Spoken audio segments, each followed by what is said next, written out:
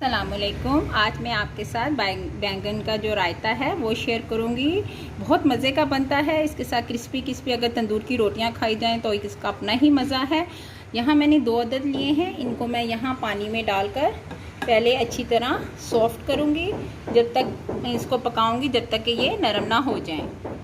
देखें, बैंगन को मैंने पकने दिया था, अब ये गल चुके हैं। ये देखें, छुरी इजीली इसके अंदर जा रही है। अब मैं चूल्हा बंद कर दूंगी और पानी को निकाल दूंगी और उनको ठंडा होने के लिए रख दूंगी।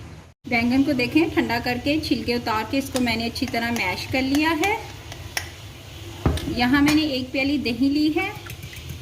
इसको अच्छी तरह फेंटने के बाद आपने इसमें मैंने यहाँ पे एक नॉर्मल छोटा साइज़ का टमाटर लिया है और उसको मैंने इस तरह क्यूब्स में काट लिया है। ये ऐड करूँगी।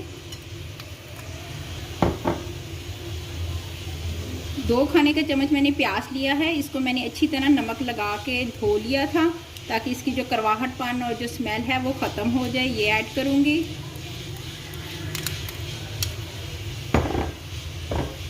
एक मैंने हरी मिर्च ली है। इसके अंदर से मैंने बीजों को देखे निकाल दिया है। इसको मैंने बारीक बारीक काट लिया है।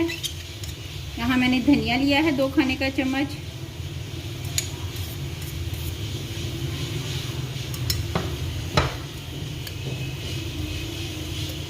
धनिया के बहुत फ़ायदे हैं। जिनके नाक में से खून वगैरह निकलता हो उसको धो के बहुत ज़्यादा इस्तेमाल उन लोगों को करना चाहिए। यहाँ बैंगन को मैं ऐड करूँगी।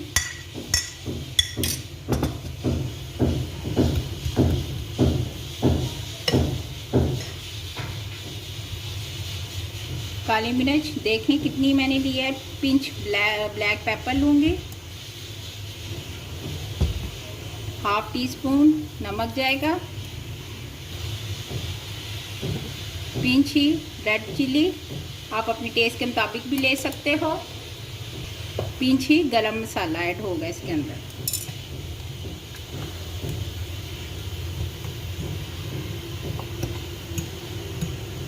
आप इसे एक दफ़ा ज़रूर ट्राई कीजिएगा, बहुत मज़े का बनता है। और अगर तंदूर की इसके साथ रोटी हो तो क्या ही मज़े हैं इसके।